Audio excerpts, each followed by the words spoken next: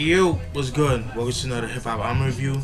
The album that we'll be reviewing today is Mike Geronimo's Vendetta album, released in 1997. You guys should know who Mike Geronimo is. Give me 1 second. Yeah, guys should know who Mike Geronimo is. I did his The Natural album a couple months ago. Check that joint out. I thought that was a dope album, classic in my opinion, very slept on. When people talk about 1995, people rarely talk about that album, but hey, they're lost, you know what I'm saying? But yeah, definitely check that review out when you ever get a chance.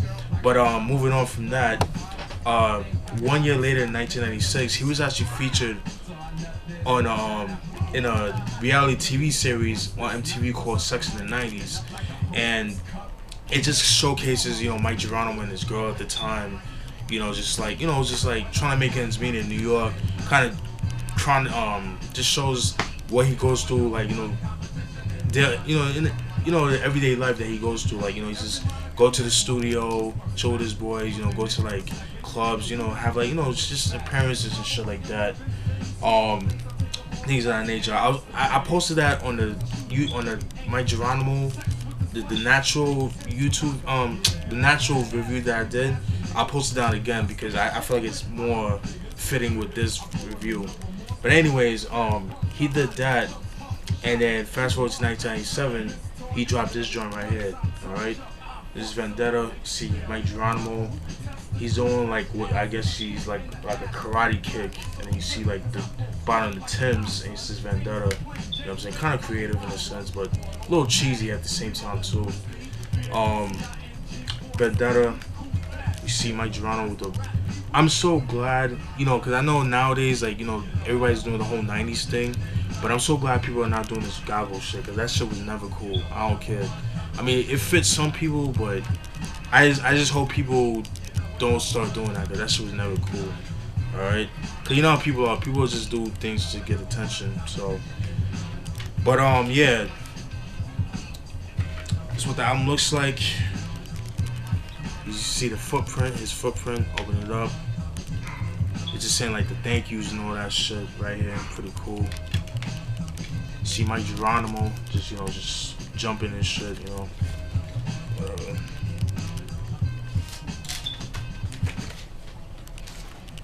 whatever. There's 3 singles. The 3 singles are what are the singles? Nothing Move But the Money, Vendetta, and Unstoppable. Those are the 3 singles. Alright. Well, actually, Unstoppable was actually the first single. Then not Nothing Move But the Money, and then Vendetta. But this never had a video for Unstoppable, which is crazy to me. But yeah, man. Producers on the album. Puffy, he's a producer. The legendary Tracksters, Havoc of Mobb Deep, Irv Gotti, K Duff, shout out to K Duff, Chris Large, P in Time, Pete Rock,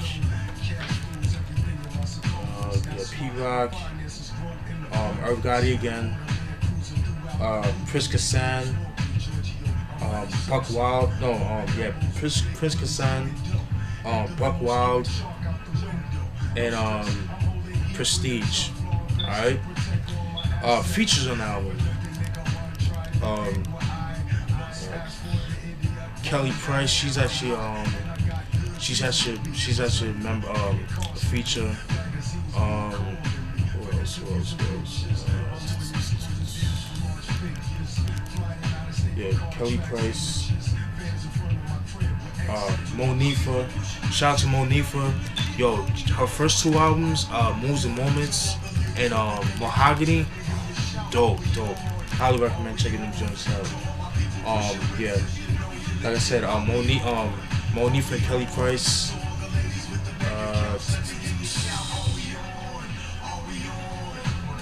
DMX, Ja Rule, LOX, and Tragic Daffy. And those are the features on the album. You know how I get down. I'm very through some of the tracks and stuff like that. Nothing Move But the Money. Need I say more? I mean, that song is just fucking horrible. You know, it's just like it's just oh my god. It's a typical bad boy. It's a typical bad boy song that you heard from back in '96, '97. It's just the production's all clean and crispy and clean and glossy and all that shit. So I guess you could play that in the club and shit like that, but just wasn't crazy about that joint. Track 2, Vendetta, which was a single, as well as Nothing Moves But the Money. No, I wasn't crazy about that album, that song. There's a video for it. It's okay. Just see him like in a wild goose chase from the cops and stuff like that. It's a cool video, but you know, I just thought the song was kind of weak as far as the production. Track 3, Survival. That's the one that I haven't made the beat for. I like that song, but I like the beat, but I kind of feel like the beat it could have been a little bit better, especially coming from Havoc, you know what I mean? Especially some of that just came from making Hell on Earth, you know what I mean? It was kind of weak, you know, for Havoc, but I still fuck with it, but this is not my favorite Havoc beat. Survival, you know, self-explanatory, just sort of about surviving in the streets and stuff like that. Track 4, Life and Lessons, that was pretty cool. That song is, you know, just talking about, you know, people want to live this gangster lifestyle, but you know, what goes around comes around. You know what I'm saying? That's what he talks about, life and lessons. That's what I got from that joint right there. Track 5, For the Family, featuring K. When I produced by K Def. Love that song. That song is tough, yo. That beat, oh my god, woo! That shit, to me, one of the best songs of the whole album, in my opinion. I thought that was pretty cool. Track 6, Street Life, featuring Monifa. I wasn't too crazy about that joint right there. That shit was kind of weak in my opinion. Could have done without that joint. Track 7, Be Like Mike. Oh my god, yo. The chorus, the hook is fucking asinine, yo. Everyone wanna be like Mike. Everyone wanna be like Mike. Yo, I believe I can fly. Like he's just trying to like reiterate, you know, R. Kelly's I believe I can fly, but he's just doing his version, and it's just it didn't work out, man. I just wasn't feeling that. The beat is okay, I mean, but it's just the beat. It's like, I don't know, man. That hook just kind of bothered me, yo. It's just like he's saying, everybody want to be like Mike. Everyone want to be like Mike. Yo, I believe I can fly. It's like, no, it's just it don't sound right. You know what I mean? Just wasn't crazy about that joint. Track 8, Unstoppable, the first single off the album. Yo, oh my god, that shit is tough, yo. Like, one of my favorite P-Rock beats, man. And actually, that song Unstoppable was actually featured on the Fan soundtrack that came out in 1996. Dope movie too. Definitely check that joint out. But yeah, that song right there is so ill. It's a little bit different than the 12-inch version, but I'll post it down in the description box to kind of show you guys a little difference, if you guys hear the difference. But same beat, but like I guess like the range is a little bit different and stuff like that. But that's the only difference with the 12-inch and the album version. But yeah, love that song. Like For the Family and Unstoppable is probably like my favorite songs of the album. Track 9, Single Life, featuring Jay-Z and Carl Thomas. Oh my god, that was a horrible song, man. I mean, I see what he was saying, like, you know, what he's talking about, like, you know, just him getting off a relationship, just trying to, like, you know how it is, like, you break up with that, you know, with your girl, whatever, or, you know, if you're a girl watching this, you break up with your man, whatever, and you're just trying to liberate, you just want to celebrate your freedom, and that's what he talks about with the album, but with that song. But I just wasn't crazy about the beat, man. It was like, it's too glossy for me, man. I just wasn't feeling that shit, man. Track 10, Things Ain't What They Used to Be. Love that beat. That beat is tough, yo. It's just, I like the subject matter. It's just something about how, you know, just how things, it's just self-explanatory. It's just how, like, you know, back then, like, you know, things was all good and shit. nowadays everything is just getting worse and worse and worse with the violence. Like everybody's killing everybody. I mean, yeah, back in the 80s and 90s, it was back in the 80s, yeah, 70s and 80s, yeah, it was bad, but you didn't really get a lot of people getting killed and shit like that. Like, I'm just saying, like, just speaking on what he's saying, like, it was just like he had it hard, but it wasn't as bad, you know, as people make it out to be and shit like that. But yeah, I love the beat for that. Pretty dope. Pretty dope. Track 11, How You Been? Dope beat. That song is pretty much a dedication to his mom because his mom's passed away, and he's pretty much like just writing a letter, like, you know, not writing a letter, but he's just doing a dedication to his mom, saying like, yo, just talk about like how he was born in 1973, how his mom would like keep him out of trouble, like always been there for him. This is when he was going through hard times. His mom was like the only person there for him and shit like that. You know what I'm saying? I love the beat by Buck Wild. It has like that 80s, kind of like that mid 80s R&B type of vibe to it. You know what I'm saying? It's like that Quiet Storm type of shit. Yeah, that's what I got from that joint right there. Very, very dope. Very dope beat.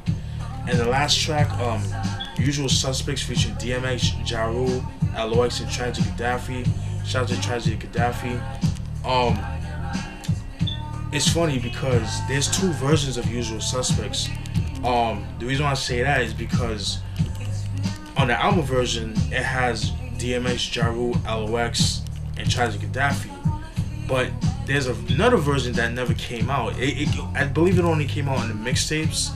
And the first time I heard it was actually on Cormega's Hustler / Rapper compilation album that came out back in 2001. I believe it was 2001. No, I believe it was 2000 or 2002, if I'm not mistaken. I have it in my collection. It's out of print, but that same song, instead of Tragic Gaddafi, Cormega is actually on the track. So I don't know why Cormega wasn't on the track and just Tragic Gaddafi. I don't know why they didn't just put them two together. But I think with the whole the Firm shit, you know what I mean? Yeah, like the whole Firm situation that happened and stuff like that. You know, Steve Style having like connections with the industry and shit like that. It just wasn't. I don't know, man. I guess Cormega was, you know, pretty much blackballed. You know, he just got out of jail. He's street nigga at the time. You know, he was obviously, you know, sour about the whole him getting taken out of Firm and stuff like that. But in my opinion, I'm gonna be real with you. Him being out of Firm, it was kind of a blessing in disguise because that album sucked. Which I have to do a review on that album. But yeah, man. I mean, but yeah, I just feel like what him and Steve Stout was going through and Nas and all that shit. I guess because, like I said, Steve Stout had like kind of like connections in the industry. I guess he was bad mouthing about, you know, what's his name, Cormega, and then that's probably why he wasn't featured on the album version, which kind of sucks. But it would have been dope if both of them were on it, like both Tragedy and Cormega. That would have been dope. But either way, dope posse cut, very dope. A great way to end the album because that song is dope. I mean, oh my god, yo. Them niggas was hungry back then, man. And, you know, you don't really get that with some of these rappers nowadays, man. Even some of the same rappers from today, like, that's featured on the album, except for, like, Tragic Gaddafi. That nigga, oh my, Styles P, yo, whew, oh my god. Them two that I just mentioned, yo, they still got it, man. They still doing their thing. And that's it. My synopsis or my verdict on the album, not good. I wasn't really crazy about this album. Yeah, it had a couple of decent joints, but Mike Geronimo kind of fell.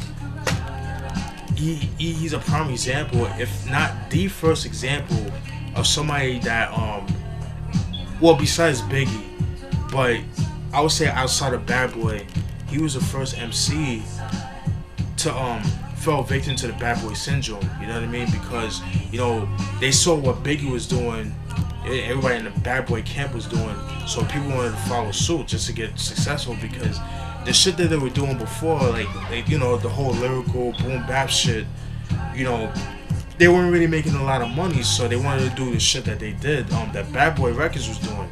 But it didn't work because it just didn't fit them. It just wasn't them, you know what I'm saying? And that was my gripe with this album, man. It's just like the whole glossy production. It's just like, I don't know, man. It just wasn't Mike Geronimo that I knew. You know what I'm saying? That I like from the natural. You know, what I recommended, I guess at your own risk. You know what I'm saying? But you know, it's good to be. I mean, if you want to check on YouTube first, I would recommend that. And if you want to buy the album, definitely pick it up. This album's actually out of print, but it shouldn't be too expensive. You can get it for dumb cheap online or whatever. If you go like your local music store, if there's any anymore. Yeah, but that was it. That's why I wanted to talk about The Usual Suspects. Like, there's two versions, which I'll post in the description box. The album version and the one with Cormega. But the one with Cormega, Tragedy Gaddafi's not in it, so he took his place. So I thought that was pretty interesting. But that's it. That's my thoughts on the album. Leave your comment. You know how I get down. Stay tuned for more reviews, more beat videos, more rants, all that good stuff. Peace.